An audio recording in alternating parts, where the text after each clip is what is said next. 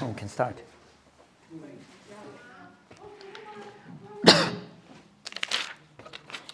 Alhamdulillah. والصلاة والسلام رسول الله وعلى آله وأصحابه ومن سار سبيله إلى يوم الدين أما بعد. So today inshallah ta'ala we'll be continuing what we had started yesterday regarding matters pertaining and madkhal ila kutub as-sitta. We're discussing in brief certain matters that relates to kutub as-sitta, meaning the 6 books of hadith. So unless in yesterday's session that we had started by way of an introduction regarding that ilm al-hadith that can be said to be divided into, we mentioned 5 categories. So ilm al-hadith, regarding concerning the study of ilm al-hadith, that it can be divided into 5 categories. So before we go into this, that I think yesterday one maybe possible correction. So yesterday we had displayed a book, which is this book. We mentioned the book is Tahdhib al-Kamal fi Asma al-Rijal. That the author of the book, I think we mentioned Ibn Hajar. If that was the case, then that is incorrect. So the author of this book, it is Al-Mizzi. So Hafil Al-Mizzi is the author of this book, Tahdhib al-Kamal. Ibn Hajar rahimahullah have his own, but is not per se this one. So that's one correction regarding what we think we had mentioned yesterday regarding stating that the book Tahdhib al-Kamal, that it is by Ibn Hajar, and that's incorrect. The correct is that is by Hafiz Al-Mizzi rahimahullah ta'ala. The next matter, before we go into the next matter, also regarding concerning what the importance of studying ilm al-hadith. Why the importance in studying of ilm al-hadith? That ilm al-hadith concerning that this topic or hadith in general, that's considered to be the second pillar of the second source of Islam. So the study of hadith is one, studying a part of revelation as hadith. The prophetic hadith is considered to be from revelation. And second, that also is a primary source in Islam. So hadith study as a source itself is considered to be one of the primary source of Islam, where the ahkam of Islam that is taken from hadith. So so those matters, it will cover concerning matters that relates to aqeedah, matter that relates to ahkam, and all matters of Islam that it revolves around hadith.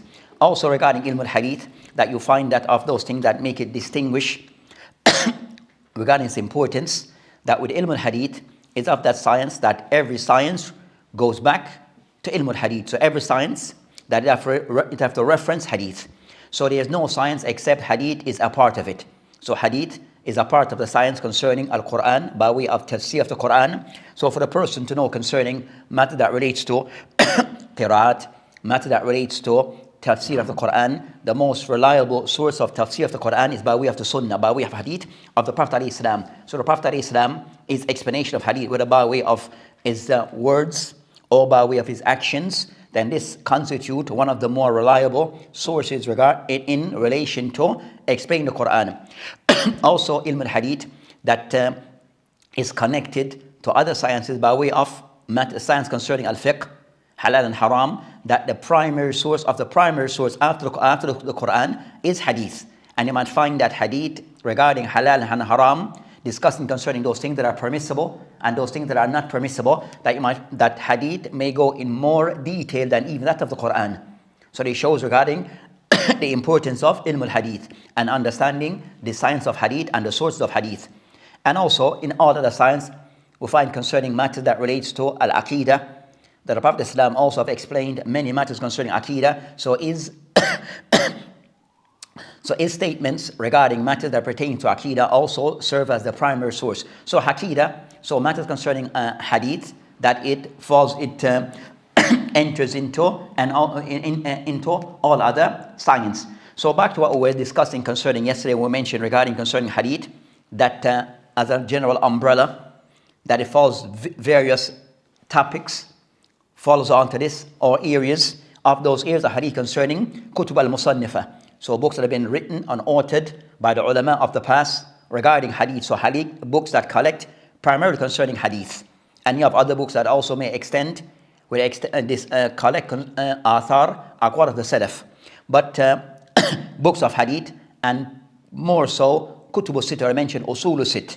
So usul al-sitta or kutub al-sit, that these are the 6 books that each Muslim should be familiar with. So each Muslim should be familiar with regarding these 6 books of hadith.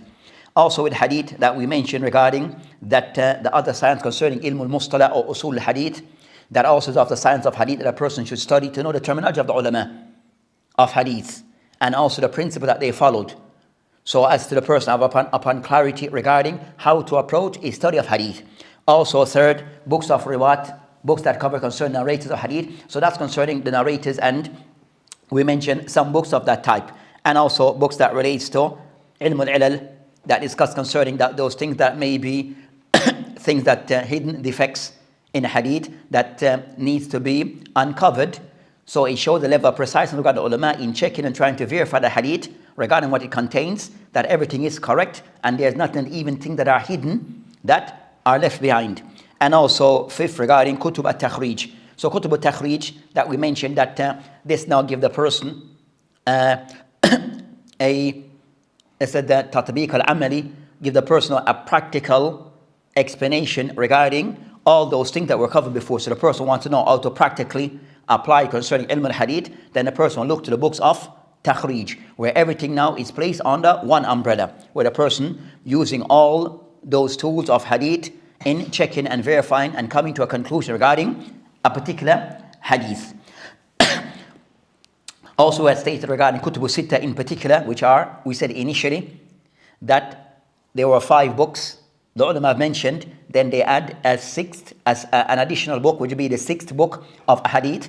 That initially, that the 5 books were Bukhari, Muslim, Abu Dawud, Tirmidhi, and also An-Nasa'i. Then eventually they included Ibn Majah. So eventually Ibn Majah was included as Kutub Sitta, and that becomes now the standard practice. So the standard practice and acceptance is that Kutub Sitta is included, Ibn Majah is included. Before of the ulama who saw the 6th book as being that of either Muwatta of Imam Malik or the book of Ad-Darimi, so those are the other books that were considered or said to be from Kutub as-Sitta. They include Ibn Majah based upon if they mention that if you were to compare between those 3 books, Muwatta of Imam Malik, Sunan or Jami ad-Darimi, and third, Sunan Ibn Majah, if you were to look at those 3 books and compare them in relation to the other 5 books that they mentioned, that the zawahid, the additional ahadith that are mentioned in Ibn Majah is much more compared to those other 2 in comparison to Al-Muwatta and also Ad-Darimi. So and also second, that the extent, the level of the level concerning the tabwibat, the strength of the tabwibat of the chapter headings that are contained also in Ibn Majah, why they put this book forth as being the 6th book. Also in matters relating to Kutub al-Sitta that they mentioned amongst the ulama, that and we mentioned concerning that some ulama at times may refer to certain books as being sahih, outside sahihain. So Kutub al-Sitta, some may refer to as Sahih al-Sitta, as mentioned by Siddiq Hasan Khan. So Siddiq Hasan Khan in his book Al-Hitta, that he discussed concerning Kutub al-Sitta, that he referred to Sahih al-Sitta, where he mentioned Al-Hitta fi Sahih al-Sitta, where he kind of somewhat, Siddiq Hasan Khan in this book Al-Hitta, that he saw and mentioned that refer to these books as being the 6 authentic books, referring to these 6 as being the 6 authentic books. And you find others at times may refer to some of those books as being authentic, that they refer to at times that the book of Al-Jami' at-Tirmidhi has been authentic, Sahih, Jami' at-Tirmidhi. So these sometimes are mentioned. We say what is correct, as ulama have clarified, that the correct statement or term is Kutub Sitta or Usul Sitta, by way of not saying Sihah al-Sitta, based upon that of those books, they do contain hadith da'if, and even the authors themselves didn't stipulate that everything they collect was authentic regarding As-Sunan al-Arba. The next matter they discuss regarding these books, which will be discussed separately and individually. We discussed in the last session that regarding concerning Kutub Sitta, that you have certain books that Bukhari and Muslim are considered to be the two most authentic because of the condition that they have set or put in place regarding those two books. But then also for the other four books that they're discussed regarding a hadith that are severely weak being mentioned in those books, and to the and even hadith that are said to be mawdu', which are fabricated. We had mentioned regarding concerning Kutub al-Arba that in At-Tirmidhi we have the hadith that are said to be very weak. Also Nasai and Ibn Majah will mention some numbers, and those numbers we mentioned that a hadith al-Wahiyah in Abu Dawood to be 50, in At-Tirmidhi hadith that are very weak to be 87, in Nasa'i 4 hadith, and also in Ibn Majah over 62 hadith are said to be very weak. Those calculations are based upon what is mentioned by Ibn Jawzi. So those calculations regarding those level the hadith, those number of hadith that are very weak in Kutub al-Arba, that those are what are mentioned, that is taken from the work of Ibn Jawzi. So Ibn Jawzi, that he has a book that is called Al-Ilal Mutanahiha. Just in terms of what we've seen weak, is it give a number of what is authentic? So for example, in Ibn Rajah there's 4,000 hadith. Or 1,000 hadith. But how that 1,000 only 87? And same for Abu Dawood, 50 odd out of how many? Okay. How many? So they started here concerning the system of this particular book, of this author, that kind of somewhat first he discussed concerning that you have hadith 11, 3 different. So first regarding, he kind of discussed concerning the hadith that are mentioned by the ulama in these books of Al-Arba, Sunan Al-Arba, that are said to be very weak, based upon the conclusion of Ibn Jawzi. So Ibn Jawzi have a book called Mawdu'at, or referred to concerning Al-Hilal Mutanahiya, or books where he can somewhat have looked to certain books and have graded these hadith to be very weak. So this number that we mentioned or been mentioned is based upon the conclusion of Ibn Jawzi. Now, but of those who have looked into those judgment passed by Ibn Jawzi and have not agreed with him, because Ibn Jawzi in his book Al-Mawdu'at, that he was somewhat very relaxed in grading hadith to be mawdu'. But based upon what he mentioned in that book. So based upon what he mentioned in that book, that they're using that as a something to work with. So what he mentioned initially, Ibn Jawzi, those numbers, but those numbers are disputable. Based upon said that his approach was somewhat, he was very relaxed in passing judgments on a hadith to be very weak, where others may not per se agree with him. But this is based upon his assessment, but then compared to others that they may disagree with him. But it's something to work with. Clear? So let's more so discuss concerning the hadith that are more weak to start with.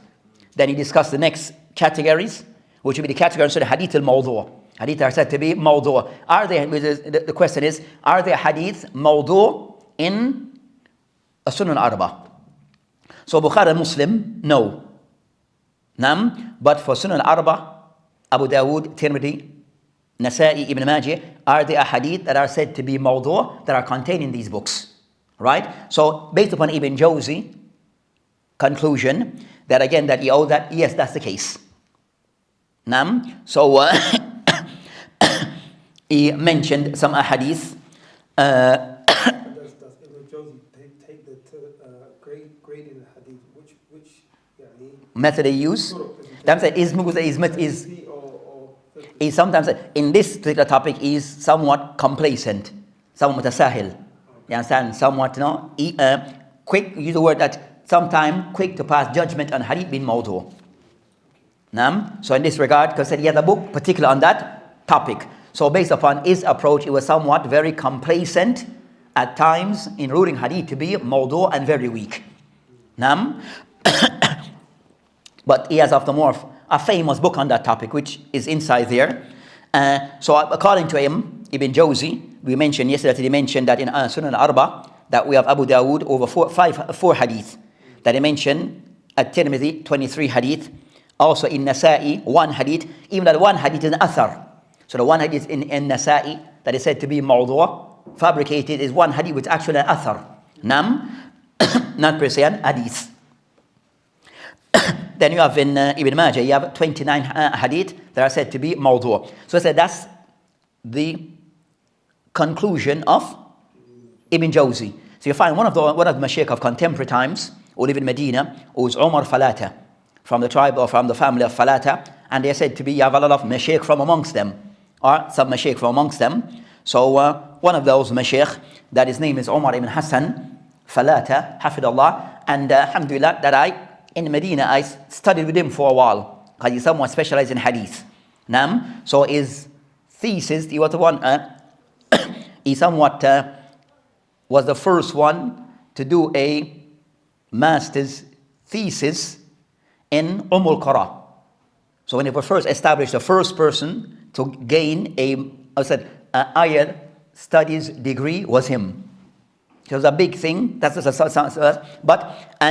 his thesis that he did some. So his works were in hadith.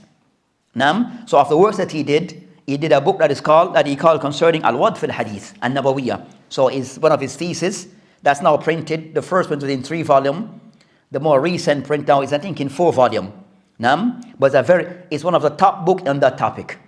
It's one of the main reference on that particular topic regarding al-Wadf al-Hadith and Nabawiyah. So the fabrication in hadith, prophetic hadith. That's the title of his book. So of the thing that he did, he kind of somewhat of those ones who checked, critique the ruling passed by Ibn Jawzi, particularly concerning hadith so he checked all of those stuff. So it's concluded that Ibn Jawzi was somewhat very, complacent, and at times passed judgment on some hadith in Kutub al-Arba, Sunan Arba, that were not worthy of being to that degree. So they mentioned that some of his judgment was somewhat, but not as accurate. Not as accurate. But those are the ones that he kind of somewhat mentioned. So that maybe it's something a person can research on. But of the mashaykh who have done it, and Shaykh Umar Falata, Hafidullah Ta'ala wa Faqakallah.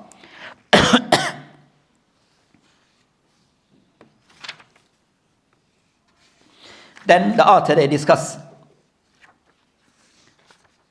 matters regarding concerning that other matter he went on to discuss.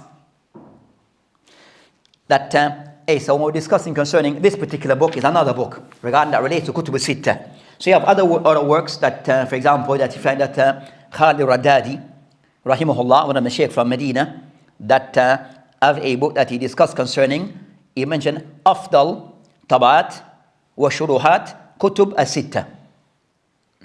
So Shaykh Khalid Radadi is a doctor that used to teach in Medina, one of the Mashaykh from Medina, that he has a small risala that he wrote that relates to Kutub al-Sittah and also Muwatta.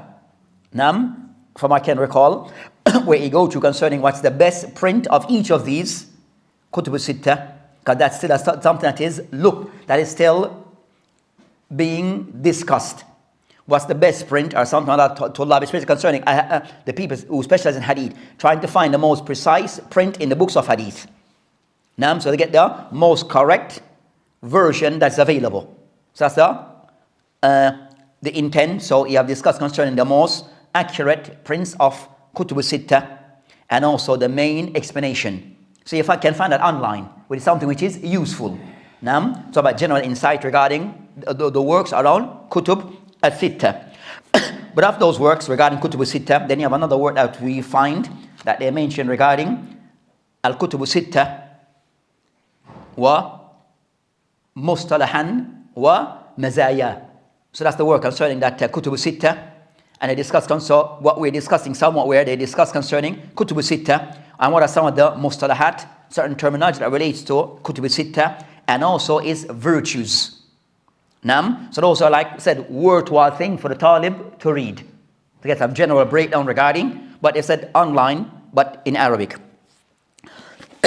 And also this risala that we are using. So this book is called Tuhfat al-Ashraf Bimarifat al-Atraf, and this book is by Al-Mizzi. So they said this, so the same one who did this book, so he had 2 main books. After Al-Mizzi, is said to be muhaddith sarf, meaning he's only specialized in hadith. And excel, in his time, he excelled everyone. So he did two things, two main works, that from that time he becomes the cornerstone of ilm al-hadith, one of the main books in hadith, these two books. This relates to the narrators. So I said this is somewhat as an extension from another person's work that can somewhat added things, and everyone can somewhat, which is related to the riwayat of Kutub al-Sitta. So this one, it relates to each narrator of Kutub al-Sitta. So if say any book, Bukhari, any narrators inside Bukhari, you can find something about him in this book, or he's mentioned in this book. This one around says that I mentioned there's somewhat 8 volumes. So I can recall about 8 volumes, but I said it's in big print. But you have the other version, that normal print, that comes about 30-something print. So the bigger what initially came to a 30-something print, and it was very expensive. So they can somewhat condense it in this form to make it much easier and cheaper. But this print also this one is also a very good print. Even compared to the original one, to the larger version, this one's a very good print and footnotes. This other book, Tuhfat al-Ashraf, is the next of the book concerning, as I said, of the wonders of ilm al-hadith. Where this book, it deals concerning with the sanad.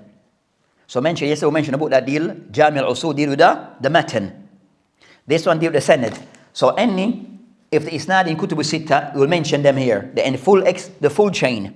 So even today, if a person doing a work on Sahih Bukhari, or Sahih Muslim, Abu Dawood, and you go into whatever print that you're using of Abu Dawood, for example, you go there, write the hadith down with it, a fully isnad, then you'll cross-reference with this book. And this one may be more precise. Depending on about this one may be more reliable. So you cross-reference any book that is there today of Kutub al-Sitta, then you find the person will cross-reference those books with this regarding the isnad. So it becomes of a cornerstone of the main books regarding if you're studying hadith and you want to verify the isnad of Kutub al-Sitta, you will you go back to the original book, print, but then also you cross-reference with this to make sure that both of them are the same. Of any difference, then it means that you need to look into the matter further. So this book concerning the book concerning the isnad that he mentioned, and also mentioned certain corrections and errors. He even mentioned those things and different isnad. So that's the excellence. So said these are the books. So ilm al-hadith, that the person having this as a main reference will be a main reference, and also this and its related book that relates to those books. So those books that concentrate regarding Kutub al-Sitta in putting everything under one house, if you want to use that term. So those books kind of somewhat put all of the asanid of Kutub al-Sitta in one book. All the men, narrators, not only men but women, narrators of Kutub al-Sitta under one book, which is those books. They discuss concerning that with Kutub al-Sitta, of the thing that they relate to Kutub al-Sitta.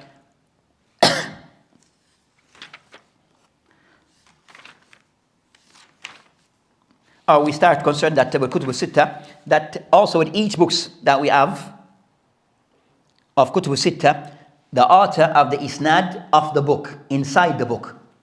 So from him, the author, to the Prophet of Islam, he has the isnad that is mentioned inside the book. Then you have the isnad going back to the book. Clear? You have 2 isnad that relates to any book of the books of old. The book that is the isnad mentioned inside the book.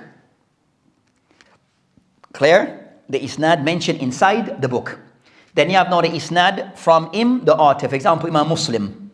Those who narrate the book of Sahih Muslim. So the book have reached us. How it reached us? So you have people who have memorized the book and have also written the book. And each person who writes the book, that they become a part of the chain going back to actually Imam Muslim. Clear? So they call it riwayat. And sometimes I find that, for example, now we find in prints, the book could be recorded in makhtut, in manuscript type. But sometimes some book you have more than one riwayat. More than several people narrate the same book or relate the book as they receive it from Imam Muslim, from his student and their student, then in that format. So sometimes I find slight errors. Not errors, but slight difference. Not a word errors, but slight difference. Regarding that, you might have 5 people relate a particular book. But you might find in some books, he might relate hadith with a slight wording in, a slight difference in certain wordings. The meaning is still the same, but the wording is slight difference. So those things does occur. So sometimes the person making a check, he will mention those things in the footnotes. In this print, it comes with this, and in this print, it's like this. So that we mention in the footnotes. So I said with each, the point is, each book have a isnad. Each book also have a isnad to the author. Then the author have his isnad within his book. Clear on that point? A. Also with each book, and when we discuss maybe each book, we'll understand concerning that. We said that each book that are written, that the author have certain objectives, and also a system regarding how he compiled or put his book together. Type. So in looking at each book, as I said, any book that you wish to read, Islamic book, the first step is to know concerning what the author may have said about his book. This is the muqaddim of the book, the introduction of the book will explain regarding what's the methodology of the author of that book. Clear? So any book that you have, it's important you read the introduction. Especially the author place an introduction to his book, because it'll explain regarding this the methodology of his book. For example, the book that is called Bulugh al-Maram. Know the book? Bulugh al-Maram. By whom?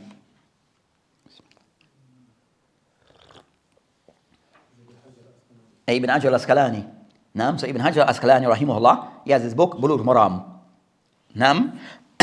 That book of Bulugh al-Maram, it has an introduction. So the person, if you don't read the introduction, you might be confused regarding the style of the book, the method of how the author put the book together, because he explains certain things in the introduction to make it clear regarding how to use the book as he intends. Clear? So you might use certain terminologies that you will only understand those terminology if you have read the introduction. If you did not read the introduction, you may not understand the terminology used in the book. Clear? So any book that you read, especially those books that are very detailed, then a person tried to, and that goes into certain specific topics, then to read the introduction. We'll start with Sahih Bukhari. So regarding concerning the book that we started concerning Sahih al-Bukhari, he mentioned the author here with the title concerning Kutub al-Sittah, and this is by Sheikh al-Shaya, that Abdul Aziz al-Shaya, Hafidullah, is specialized in hadith and have very useful books. He has very useful books, this being one of them. So it's for the person, this book, the intent of this book is for the person to understand concerning the virtue of Kutub al-Sittah and their place in Islam, and also the method of the author, and concerning something about the author of these books, the authors of these books, and also things that the method of each of the author of those books, and also books that relates to that particular book. Clear? So he mentioned first regarding Imam Bukhari rahimahullah. So we won't go much into Imam Bukhari's biography, what he mentioned about him. So he mentioned regarding as for his name, who's he referred to as al-Imam al-Hafidh al-Shaykh al-Islam Abu Abdullah Muhammad ibn Ismail ibn Mughira, Muhammad ibn Ismail. So it's Muhammad ibn Ismail ibn Ibrahim ibn Mughira al-Ju'fi al-Bukhari. So that's concerning Imam al-Bukhari. So that's in brief regarding Bukhari's name. So his name, to memorize it, you would Muhammad ibn Nabiullah Ismail ibn Ibrahim. So to memorize his name easily. And born in al-Bukhara. And he grew up as they mentioned in brief concern that grew up as an orphan. Imam Bukhari rahimahullah even mentioned in some of his biography that he lost his sight And because of his mother was a very righteous lady, she made dua for Allah subhanahu wa ta'ala to return his sight. Also, there was people who had dream. His mom had a dream regarding concerning that. She saw her son that he was like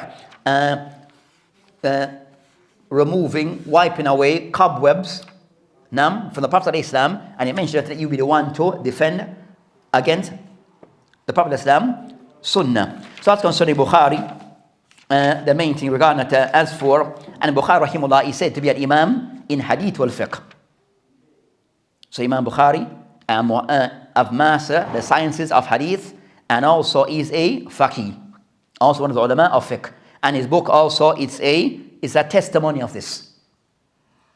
His book is a witness regarding that his level of preciseness regarding concerning fiqh, and using hadith as a way to cover those matters, to use as evidence regarding those matters.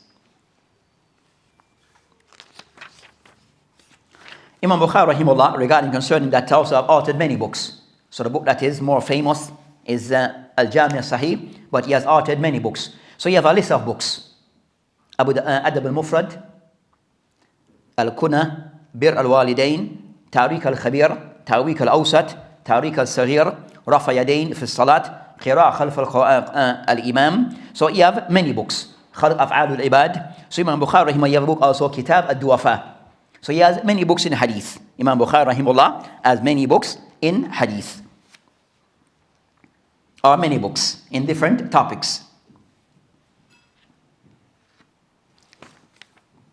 As for what is mentioned regarding the book itself, which is our topic here, he mentioned one regarding the first one regarding what's the name of Sahih Bukhari. So the book that is referred to as Sahih Bukhari, what's the actual name of the book? Did the author give a name to his book? Or what? So what's the name of the book itself?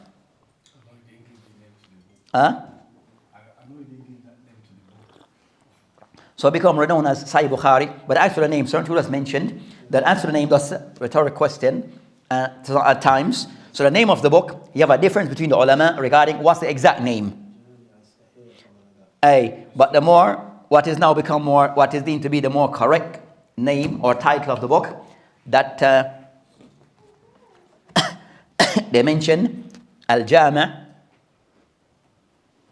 Al-Musnad Al-Sahih Al-Mukhtasar min Umuri Rasulillahi sallallahu alayhi wa sallam wa sunanihi wa ayyami. So any student of hadith will memorize that. So a student of hadith, you memorize that name. Al-Jami'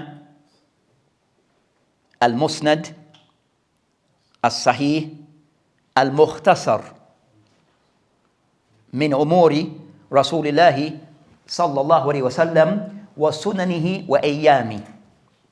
So that name can somewhat give us an idea regarding what is the topic of this book and the intent of the author. So they mentioned, as I said, from this, so that they mentioned, so that's the name that is said to be the name of Sahih Bukhari. You have some slight difference regarding concerning the word Al-Sahih being used first or the likes, but what is now the more used of the, or what is given as the name, as we mentioned. So in this print, they'll have Al-Jami' Al-Musnad Al-Sahih Al-Mukhtasar, as we mentioned, till the end of what we mentioned. So that's the name that they owe to be the title of the book of Sahih Bukhari.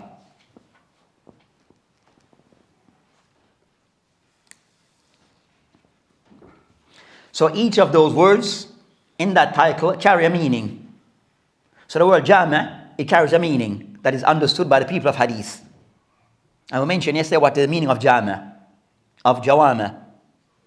Remember? So Al-Jami' meaning consists of certain amount of topics are covered, or subjects are covered in one book. So you have fiqh, seerah, manaqib, adab, tafsir, ashrat as-sa'a wal fitan, aqidah. So all those stuff, subjects are covered in the same book. They're called Jawami'. So in the sense that they're comprehensive. They cover all topics. The they mention musnad, meaning concerning the hadith that is mentioned, the primary hadith in these books, that they are musnad, they go back to the Prophet ﷺ with a complete chain. So the word musnad, with a hadith going back to the Prophet ﷺ, coming from a sahabi. So a sahabi narrating hadith upon the Prophet ﷺ is said to be musnad. Sahih, that everything that he mentioned going back to the Prophet ﷺ is said to be sahih. Muqtasar, that he gathered some of what he knew. Muqtasar does gather some hadith, not everything that he knew.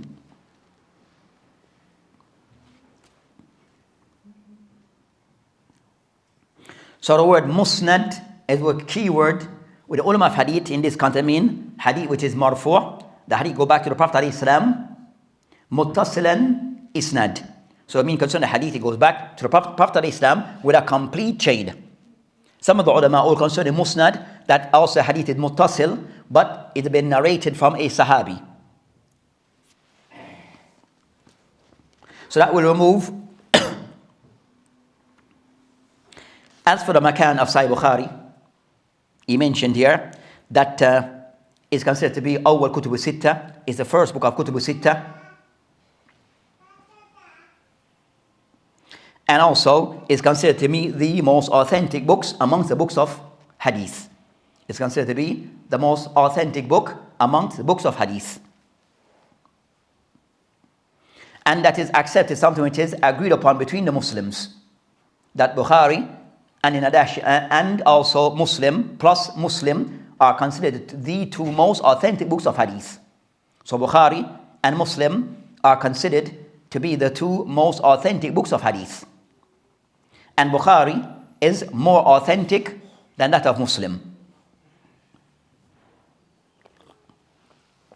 And also the Fawahid is more from the book of Sahih Bukhari. So the benefits that can be drawn from Bukhari is more than that of Muslim. And also regarding tafaqquh, that to study Bukhari, then this also, the benefit from there is much greater than that of Muslim. Much greater than that of Muslim.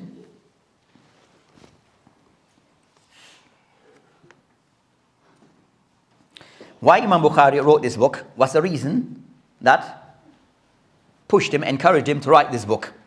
It is stated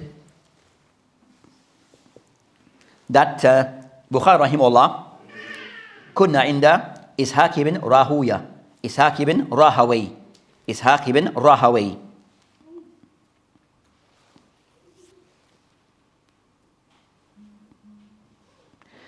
فقال, then he says, Ishaq, being one of his teachers, says, لو جمعتم كتابا. So the teacher saying to his student, if one of you got given them an idea, a concept, and said an idea concerning لو جمعتم, if one of you كتابا مختصرا, if one of you were to gather a book which is مختصر للصحيح السنة and Rasul upon the Prophet Islam. So that was the idea to kind of somewhat throughout. If someone amongst you were to gather a hadith of the Prophet Islam that is said to be only authentic, he said, no, that would be a good idea and something to work on. Then Imam Bukhari rahimahullah, he felt from that the urge to take on this task. So the idea was thrown by his teacher, Ishaq ibn Rahuya or Rahaway, and Imam Bukhari rahimahullah, which is for someone to gather a book in a hadith that is mukhtasar, but everything in it is authentic. Imam Bukhari, when he heard this work, he kind of somewhat settled in his art, and then he took on the task. Then other mentioned that Imam Bukhari rahimahullah, that he saw in a dream that he was fanning away flies away from the Prophet Islam. So he was fly away from the Prophet Islam, and based upon that, that was the reason, and it was told to him that you will be the one to kind of somewhat to defend the Prophet Islam from people lying against him. So by this he said, okay, I will gather a book that only contains hadith which is authentic. So by this, I'll collect a hadith that are all authentic upon the Prophet Islam.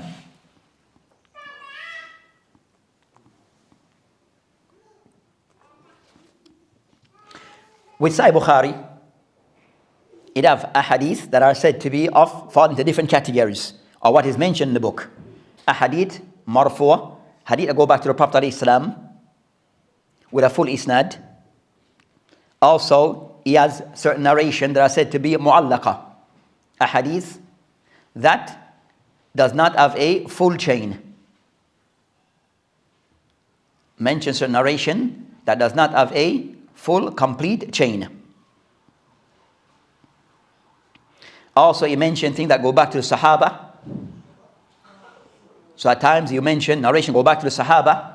So Imam Bukhari, so of the one that go back to the Prophet Islam, the more concerned regarding those narrations are said to be mu'allaqa, narration that are mentioned with an incomplete chain. So if we're saying the book is authentic, why there's hadith that have an incomplete chain? So you find that, and they are so they mentioned that those hadith that does not have a complete chain, they are not a part of the condition of Imam Bukhari. They are not included in the condition that he set, the criteria that he set for his book, which is what he mentioned as being the main hadith, that they are all authentic, going back to the Prophet of Islam directly. Anything that does not go back to him with a complete chain, it is mentioned as not as the main part of the book. So they mentioned Imam Bukhari has hadith that are of two types. Hadith are said to be hadith al-usul, and hadith are said to be shawahid wa mutaba'at. Hadith that are said to be shawahid wa mutaba'at. Hadith that are said to be they're supporting hadith, but they're not the primary hadith. So the primary hadith is the main bulk, are according to his condition. So the main focus regarding his condition, the criteria that he set, is in relation to the hadith that are said to be hadith al-wusul, the primary hadith. As for the hadith said to be what? Shawahid, mutabat, supporting hadith, evidence, they are not according to the condition that he laid down. They are not in accordance to the condition that he laid down. Clear? So when a person criticize Bukhari, in most part, they're criticizing things that are not from the hadith of the usul. They're criticizing hadith that are from the other group that is not the main intent of Bukhari, regarding that in line with his condition, that are in line with his condition. So that's a bit more that's a more complex regarding people who study hadith. That's more for a person who study hadith will understand that discussion.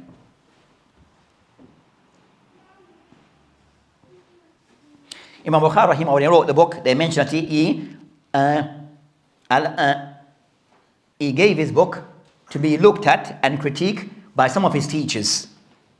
Imam Bukhari rahimahullah, so it is mentioned by Imam Bukhari, it is mentioned regarding concerning that mentioned by Abu Ja'far al-Uqayli, mentioned لما صنف أبو بكر رحمه الله الكتاب الصحيح عرضه على Ibn Madini, that Imam Bukhari rahimahullah, when he wrote this book, that he gave the book to be looked at, meaning to be checked by Ali ibn Madini, who is one of the main ulama of hadith. Also Ahmad ibn Hanbal and Yahya ibn Ma'in. So those are like three of the major ulama of hadith, that for them to look at this book and to give their opinion regarding this book. Then they mentioned that فَشَهِدُوا لَهُ بِالصَّحَةِ, that they all agree upon that these ahadith that they are authentic. إِلَّا عَرَبَ ahadith, except they criticize 4 hadith. So in the entire book that they read through, they only criticize 4 hadith. Nam? Clear? So of those ones who are part of that, Ali ibn Madini, Ahmad ibn Hanbal, and Yahya ibn Ma'in. So they look at the book of each of those, look at the book of Sahih Bukhari, Imam Bukhari rahimahullah, and they went through the book and they only criticized in total 4 hadith. Then Uqayli rahimahullah, when he mentioned, he says, Qala Uqayli, when he mentioned that they criticized 4 hadith, they mention وَالْقَوْلِ فِيهَا, and he said, and the conclusion regarding this matter, regarding the hadith that they criticize, these 4 hadith they criticize, وَالْقَوْلِ فِيهَا, regarding what they criticize, قَوْلَ al-Bukhari, فَهِيَ صَحِيحًا. So okay, the all concerned is now what they criticize, that is more inclined to the view of Imam Bukhari, that the hadith actually is actually authentic, contrary to what those ulama have mentioned regarding those four that they criticize. So Uqayli more inclined towards the side of Imam Bukhari over those who criticize some hadith in his book.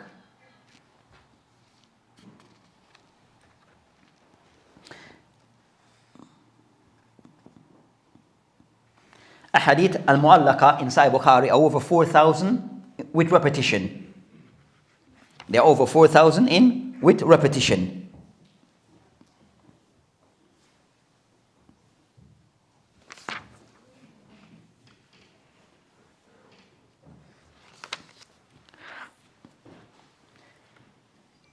Ibn Hajar rahimahullah, in his book Explanation of Sahih Bukhari, that he have an introduction that is called Hadi Sari. So Imam Bukhari, that when he explains Sahih Bukhari in a book called Fathul Bari, that he has an introduction to the book, and that book he discussed a lot of these things, and even a hadith and those individuals in Sahih Bukhari that are criticized. So he mentioned them in general, then mentioned each of them specifically regarding the criticism laid against a hadith, and he respond to each of them separately, each of them. So, and they mentioned that most also, and is more inclined that Bukhari rahimahullah, with some of the ulama, were more in the right compared to those who criticized the hadith. That Bukhari was in the right compared to those who may have criticized some of the hadith in his book.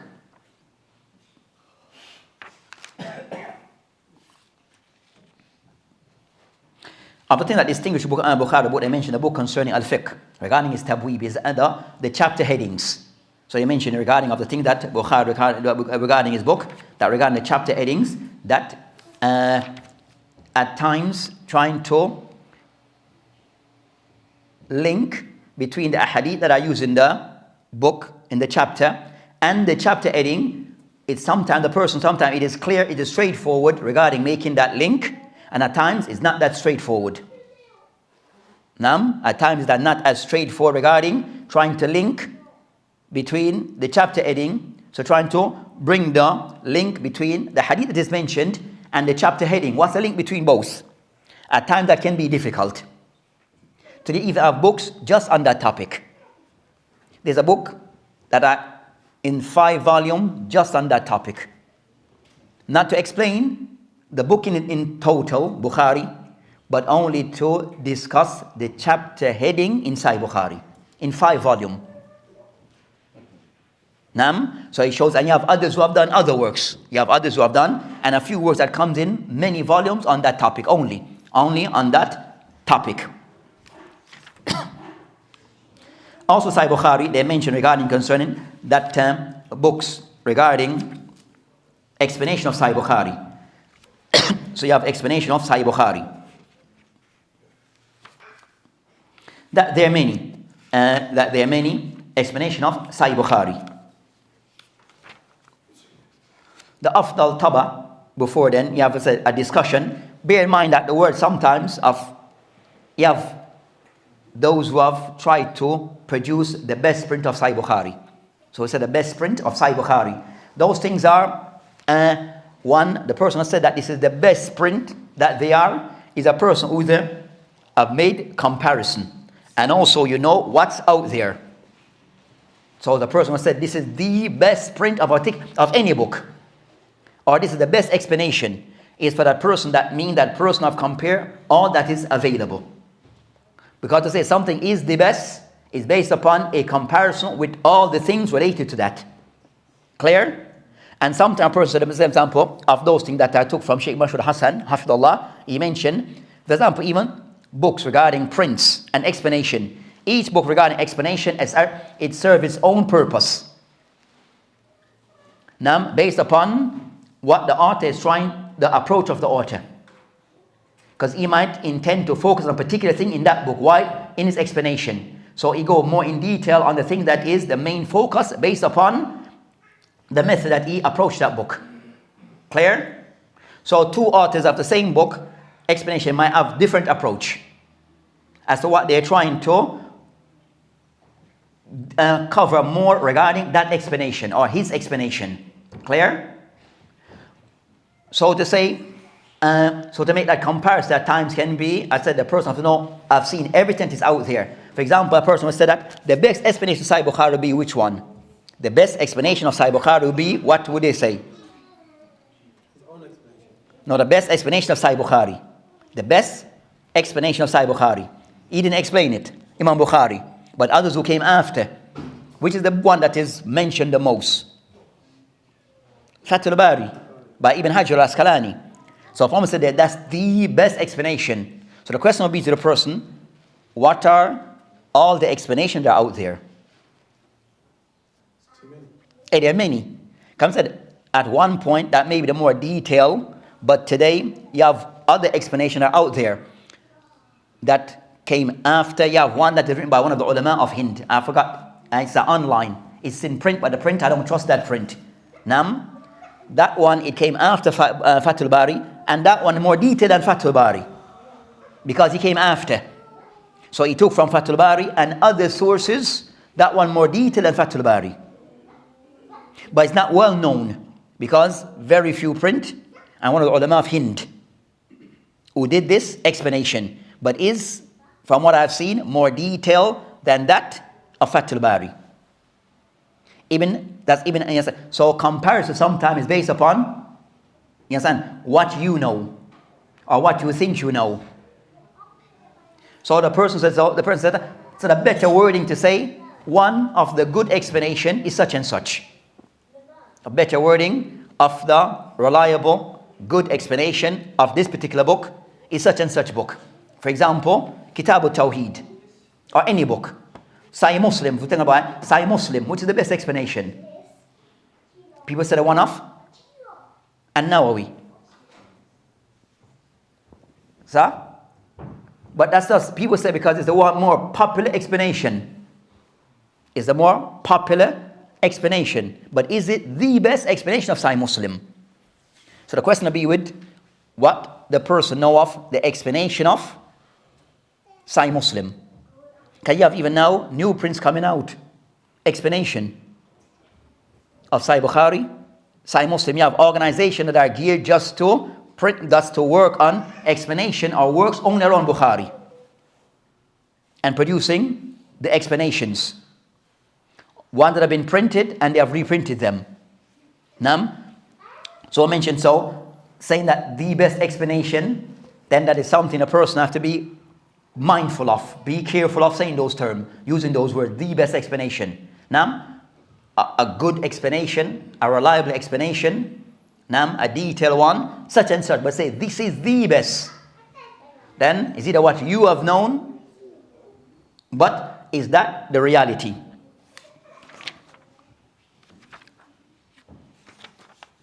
So you have many explanations of Sahih Bukhari. So I mentioned concerning that you have of among the Shafi'iyah, you have many explanations from the ulama of the Shafi'iyah who have explained Sahih Bukhari. So we have Fath al-Bari by Ibn Hajar al-Asqalani.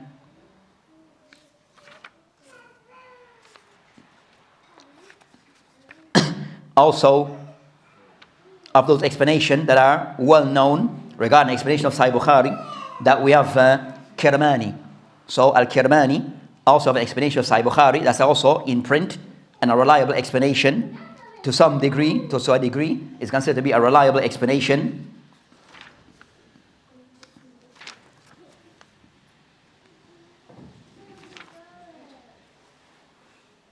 You have Ibn Battal, one of the ulama of the Malikiyah, of an explanation. His focus is regarding ahkam and most of the aqwal of the Malikiyah. So Ibn Battal, and that explanation is in print, around 12 or so volume. That's the old Ibn Battal that have an explanation. He died 449 Al-Hijri Ibn Battal. So it's one of the explanations that are there. That's a good explanation of Sahih Bukhari. The print could be, the checking could be more detailed, but still generally okay.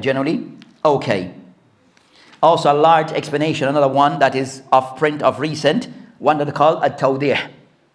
Tawdih by Ibn Malakkin. That one by way of print, it is larger than Sahih Bukhari, than Fathul Bari. Yeah, by way of print.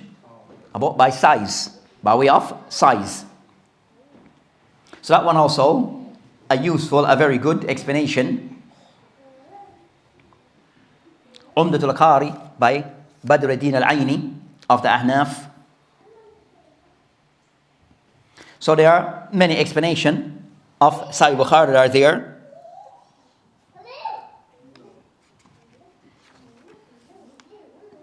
But the terms that any explanation the person can gain, Irshad al-Sariya by Kastalani, also a good explanation. He came after after Ibn Hajar. Irshad al-Sari, that one again has been reprinted in a very good print. Adhan.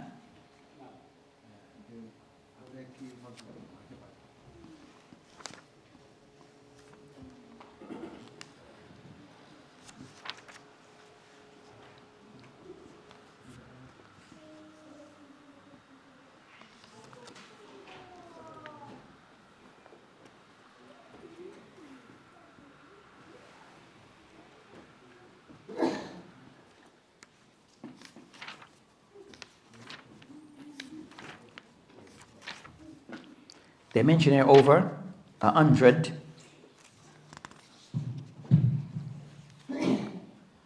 Allahu Akbar, Allahu Akbar, Allahu Akbar, Allahu Akbar.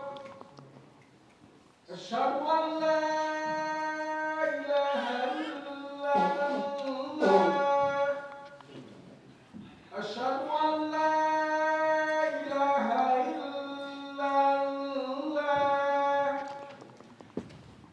أشهد أن محمدا رسول الله أشهد أن محمدا رسول الله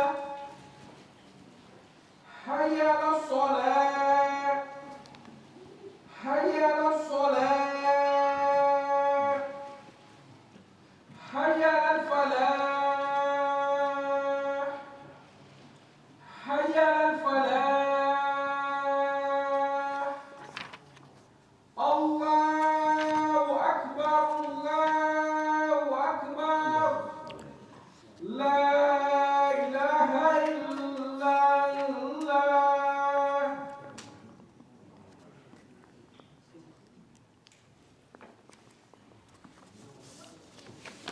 They mentioned regarding concerning Sahih Bukhari, so what they mentioned here over 136 explanation. So Sahih Bukhari, that they mentioned over 136 explanation related just as explanation of Sahih Bukhari. And of recent ones, we have concerned that Sheikh Abdul Aziz al-Raji, that as a explanation of Sahih Bukhari, that one is around in Sheikh Abdul Aziz around 14-15 volumes. So he's one of the contemporaries, one of the Mashaykh, one of the ulama who's alive today, who's the Sheikh Abdul Aziz al-Raji, that is the explanation of Sahih Bukhari, that comes in over 14-15 volumes.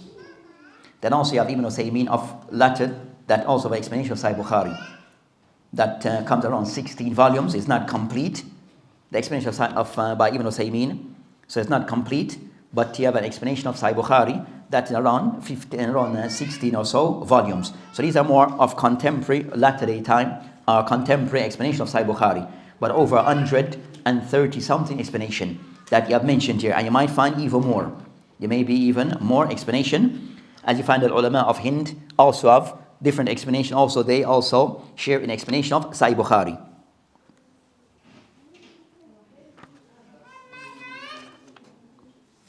Then he mentioned like Mukhtasarat of Sahih Bukhari. We have those who have mentioned, those who have condensed Sahih Bukhari. So that, and there are a few of those. There are a few of those that have condensed Sahih Bukhari. Also, you have books that have combined between Bukhari and Muslim. They call them Jam' Bain Sahihain. So you have books also that combine between Bukhari and Muslim. So you have books also of that nature, of that type. So regarding concerning Sahih Bukhari, you have many books relating to just Sahih Bukhari.